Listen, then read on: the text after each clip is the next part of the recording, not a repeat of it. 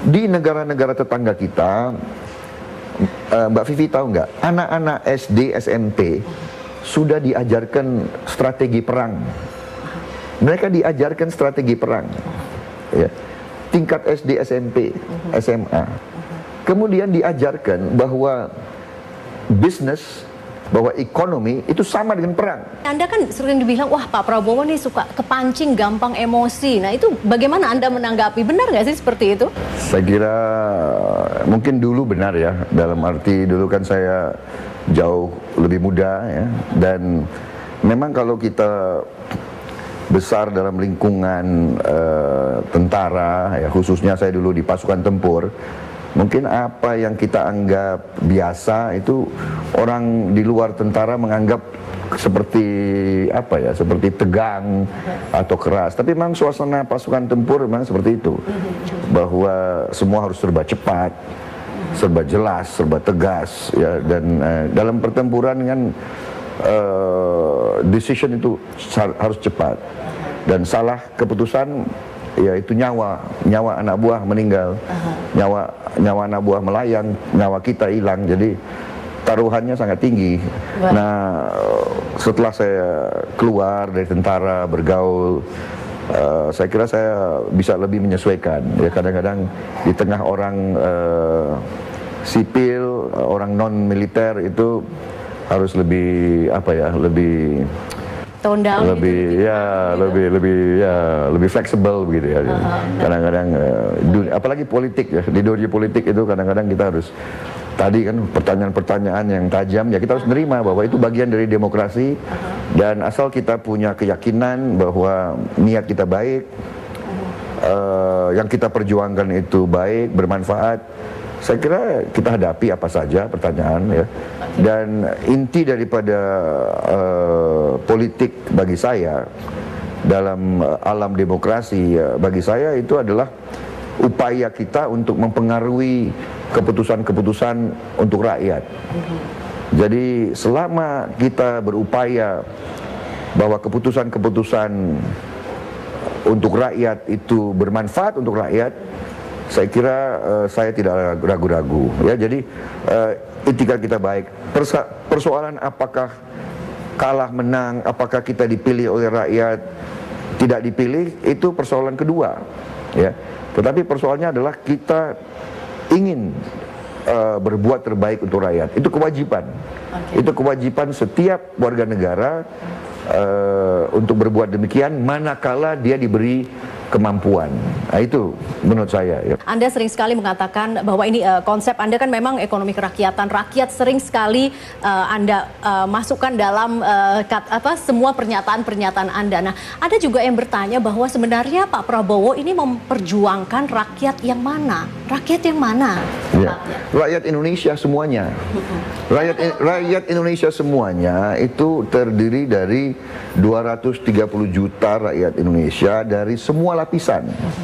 Ya, lapisan yang paling miskin, lapisan yang agak lebih baik kehidupannya, sampai yang paling atas. Dari semua suku, dari semua agama, dari semua daerah. Kalau kita bicara rakyat seperti itu, yang persoalan sekarang Mbak Vivi adalah yang mayoritas yang banyak ini menurut saya tidak mendapat suatu porsi yang adil dari kekayaan nasional kita. Yang nikmati hanya segelintir orang di atas saja, begitu loh. Menurut saya ini tidak memungkinkan Indonesia jadi negara yang kuat, yang besar, yang adil, tidak mungkin. Itu saja menurut saya. Ya, jadi saya sudah buktikan ya berkali-kali di hadapan televisi, radio, forum di mana-mana, seminar, rapat akbar, selalu saya katakan dan saya bisa buktikan. Ya, saya ini kalau bicara di depan televisi, dinonton mungkin jutaan orang, itu kan tidak boleh sembarangan bicara. Saya sudah benar-benar punya data, saya punya kajian-kajian, saya bisa membackup pernyataan-pernyataan saya. Saya sudah beberapa lama mengambil kesimpulan bahwa sistem ekonomi Indonesia ini perlu dikoreksi. Sistem ekonomi kita ini telah memungkinkan sudah berapa puluh tahun ya kekayaan nasional kita mengalir ke luar negeri, dan ini menurut saya sangat-sangat merugikan seluruh bangsa, seluruh rakyat. Ini titik beratnya ya. Ini titik berat. Nah, saya ingin membangunkan rakyat Indonesia. Ya, masa kita terima kondisi semacam ini? Ini kondisi yang bodoh. Kita kalau mengizinkan ini terus, bahwa kita bangsa yang bodoh. Tergantung termasuk golongan kalau bangsa yang bodoh. Membiarkan ya. hal ini. Itu yang saya kecewa, bahwa elit kita tuh kadang-kadang hanya berpikir kekuasaan praktis. Tapi semua capres-cawapres mengatakan bahwa ini berjuang untuk rakyat. Tapi tidak ada tokoh lain yang mengakui seperti apa yang saya katakan, bahwa sistem kita keliru. Saya satu-satunya selama ini. Ya kan? Dan bagaimana kok sistem yang memungkinkan kekayaan nasional kita mengalir ke luar negeri lebih besar daripada tinggal di dalam negeri? Kenapa kok itu dibilang sistem yang berhasil, sistem yang mau dilanjutkan, sistem yang mau dipertahankan? Ya, mempertahankan apa? 100 juta rakyat kita dalam kemiskinan. Ya, menurut Bank Dunia. Kalau kita mau akal-akalin, kita pakai rumus-rumus lain, ya bisa lah. Itu namanya akrobat, ya kan? Kita main-main dengan angka. Tapi Bank Dunia kan punya standar untuk seluruh dunia. Ya. Mereka yang hidup di bawah Rp20.000 sehari itu termasuk miskin.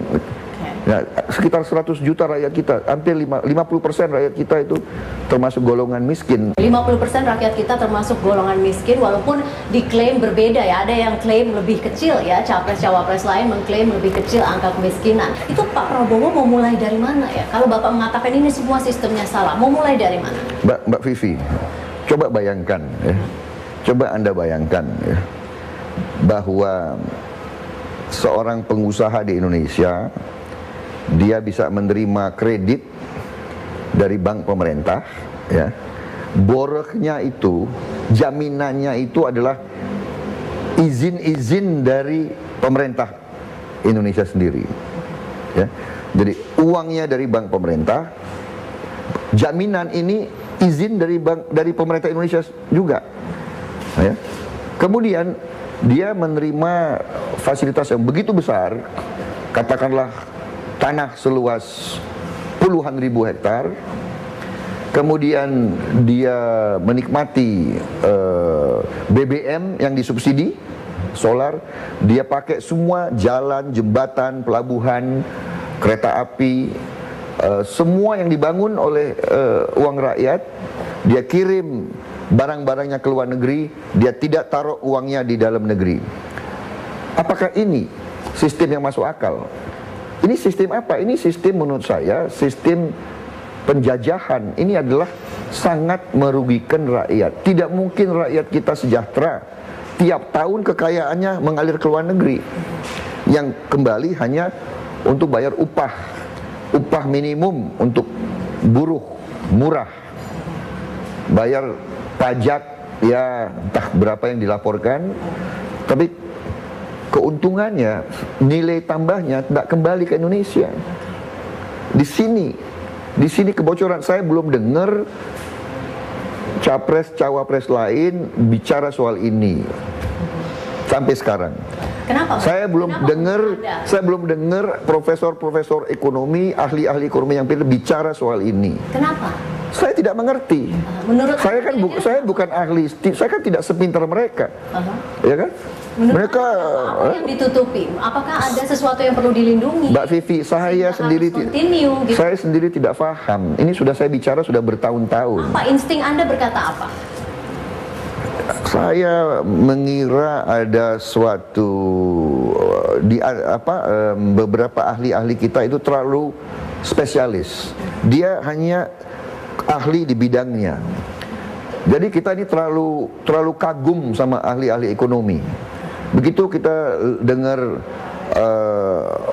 profesor, doktor, ahli ekonomi, kita sudah kira bahwa dia mengerti semua tentang ekonomi. Padahal ekonomi itu adalah berurusan dengan politik, dengan pertahanan, dengan budaya, Dan ekonomi itu sebetulnya yang paling tahu itu adalah pedagang yang melakukan ekonomi, pedagang, petani, dia melakukan ekonomi, dia pelaku, ya. Nah, saya khawatir ahli-ahli ekonomi ini dia belajar ilmunya tanpa hubungan dengan fakta, kenyataan. Dan semua orang mendengarkan apa kata ahli. Karena kita ini kagum dengan orang yang punya gelar banyak gitu, ya kan? Masa cuma karena itu sih? Saya kira ini masalah budaya ini. Saya termasuk dulu gitu. Saya termasuk juga. Waduh, dia ini ahli. Ya sudah, kita serahkan kepada ahli. Kemudian nggak taunya. Ada Anda berubah tidak seperti itu lagi. Titik baliknya di mana? Titik baliknya waktu tahun 98. Ya. Tahun 98 kan Bank Dunia, IMF, ya, kejatuhan Pak Harto. 97 itu kan IMF, Bank Dunia muji-muji Indonesia terus. The economic fundamentals of the Indonesian economy very strong. All the indications show that pokoknya ekonomi Indonesia hebat gitu ya. Tiba-tiba kok langsung ambruk. Kan saya bertanya, kemana ahli-ahli ekonomi kita semua? Iya kan?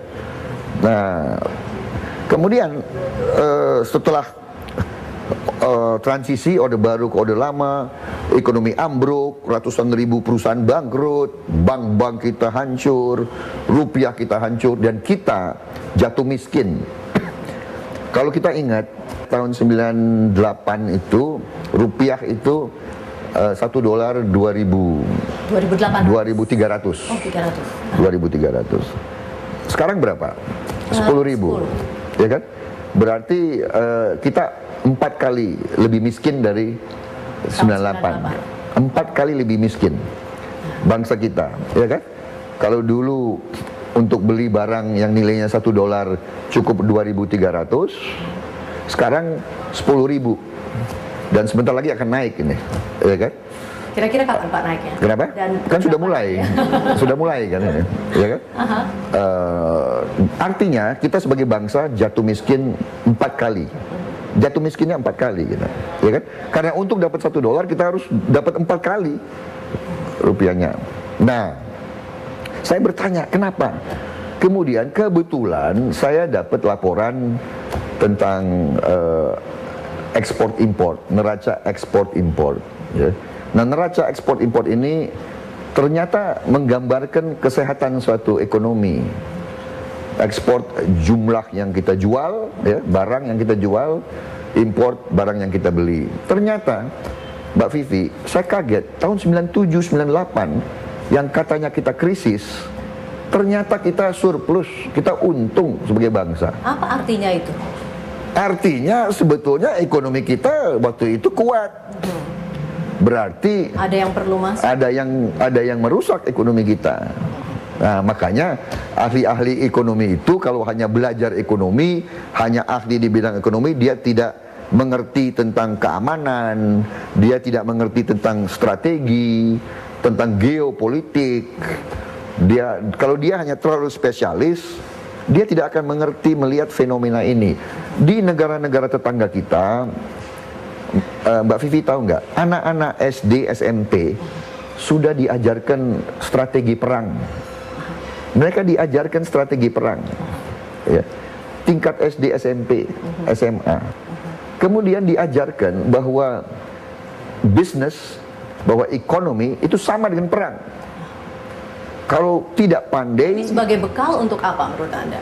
Sebagai bekal untuk dia bisa bersaing dalam kehidupan masyarakat nanti, dan sebagai warga negara supaya sadar bahwa persaingan antara bangsa-bangsa sangat keras. Di Singapura, di Malaysia, di Taiwan, Korea, Jepang, Hong Kong, di Tiongkok, Vietnam, diajarkan dalam bentuk buku-buku komik. Baik, tahan dulu komentarnya Pak, kita akan lanjutkan nanti. Ya pemirsa, tetaplah bersama kami segera kembali. Nah itu nanti berarti Bapak kan nanti rencananya kalau jadi cawapres mau menghapus ujian negara. Apakah Bapak akan masukkan juga kurikulum strategi perang? Saya termasuk yang menyuarakan beberapa tahun yang lalu bahwa jangankan di tingkat SMA, di tingkat universitas saja mata pelajaran strategi perang itu sangat sedikit, baru berapa tahun yang lalu dibuka.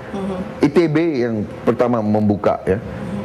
Mungkin dia sudah punya bidang studi kajian pertahanan, kalau tidak salah istilahnya. UI saya kira sudah mulai, tapi apakah benar-benar mendalam ya pelajaran tentang strategi? Tidak banyak. Negara 230 juta, kita tidak terlalu memandang strategi itu Ya memang penting. bukan prioritas kan ternyata kalau dilihat dari kebijakannya. Tetapi akhirnya kita selalu terdadak. Kenapa kita bisa kehilangan Pulau Sipadan Ligitan? Kenapa Ambalat sekarang mau diganggu, mau diambil? Kenapa? Ya kan? Ya karena ada minyak dan gas mungkin di bawah itu, kan begitu kan? Berarti kan masalah ekonomi mempengaruhi masalah strategi. Masalah strategi, masalah pertahanan mempengaruhi masalah ekonomi. Kalau ekonomi kita lemah, kita tidak punya cukup uang untuk punya alat yang baik. Makanya sekarang ya kan kita ditertawakan oleh tetangga-tetangga kita. Kan ada joke katanya. Apa joke-nya? Joke katanya jenderal-jenderal Malaysia katanya kalau ada pesawat Indonesia yang mendekati Malaysia, mereka bilang, oh nggak usah ditembak, akan jatuh sendiri katanya. Ini kan joke yang menyakitkan kita. Tapi ini sesuatu, kalau ekonomi kita tidak kuat, kalau uang kita kurang karena kekayaan kita bocor, pertahanan kita lemah. Karena kalau pertahanan kita lemah, sumber-sumber ekonomi kita bisa dicuri. Karena kurang kapal patroli, ribuan kapal masuk ke perairan Indonesia mengambil ikan-ikan kita. Dan ini sudah berjalan puluhan tahun. Ya kan? Kita tidak punya pesawat terbang untuk patroli, kita tidak punya satelit untuk mengawasi. Nah, dengan keterbatasan peralatan itu, misalnya ada kapal patroli Malaysia lewat di Ambala, akan diapakan? Saya kira semua presiden harus menjalankan perintah undang-undang dasar ya. Jadi harus yaitu? Ya kan apa nanti reaksinya kira-kira? Saya kira tujuan pertama suatu negara kan melindungi ya kan segenap tumpah darah ya. Jadi kita harus lindungi diri kita, wilayah kita, rakyat kita, kekayaan kita. Jadi saya percaya bahwa setiap presiden akan melakukan itu. Saya percaya. Itu yang mana? Itu yang mana? Ya, mempertahankan wilayah dan kedaulatan kita. Termasuk menembak langsung begitu? Ya kalau dia mengancam dan dia melanggar kedaulatan kita, sesudah kita memberi peringatan, sesudah kita menghimbau, sesudah kita mengirim kalau nota. Pada saat posisi saat ini D+ sudah mengirim nota, kemudian ada pembicaraan diplomatik, masih juga lewat, bagaimana menurut Pak Prabowo? Saya percaya bahwa pada saatnya kalau kita merasa kedaulatan kita benar-benar terancam, saya percaya setiap pemerintah akan mengambil tindakan yang harus diambil. Oke, mengambil tindakan yang harus diambil, nanti diinterpretasikan sendiri. Saya ingin kembali soal, katakanlah soal impor ya. Anda juga dikenal yang tidak menyukai impor susu dari luar negeri.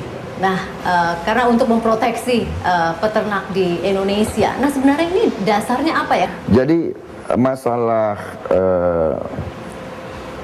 beternak susu ini kan bukan masalah teknologi yang sangat tinggi yang tidak bisa dikuasai oleh rakyat kita. Ya, harusnya suatu negara yang ingin mandiri, ingin berdiri di atas kaki sendiri, harusnya bisa menyebarluaskan bibit-bibit ternak, memberi latihan, penyuluhan kepada rakyat kita untuk bisa memelihara dan beternak sapi atau kambing perah untuk mendapatkan susu. Sangat sederhana. Kenapa harus kita menyerah? Kenapa harus kita malas? Kenapa harus kita impor susu? Itu tidak masuk akal di saya. Yang malas ini siapa, Pak? Saya kira elit kita malas berpikir. Oke, bukan para peternak ya, elit Tidak, kan? iya. Elit kita, pemimpin-pemimpin kita itu maunya gampang saja menurut saya. Tidak mau berpikir ke depan. Masa beternak sapi dan beternak kambing itu sesuatu yang di luar kemampuan? Itu rakyat kita tuh mau kalau diberi kesempatan, ya. Tapi harus diberi pendidikan, penyuluhan, dan diberi benih, diberi kesempatan. Kalau gitu. begitu simple, kemudian sampai saat ini Memang semua itu simple. Justru yang simple ini yang kita langgar, ya. Ya itu semua sederhana. Ya, bagaimana bisa umpamanya, ya, kita punya peternak-peternak sapi begitu banyak. Pemerintah itu sebelum saya protes keras, itu dia izinkan impor susu dengan 0% biaya masuk. 0%. Ya, iya. Padahal peternak kita hanya minta ya 10% atau 15%. Ya. Karena kita harus kembangkan kemampuan kita sendiri, ya kan? Jadi itu maksud saya, gitu loh.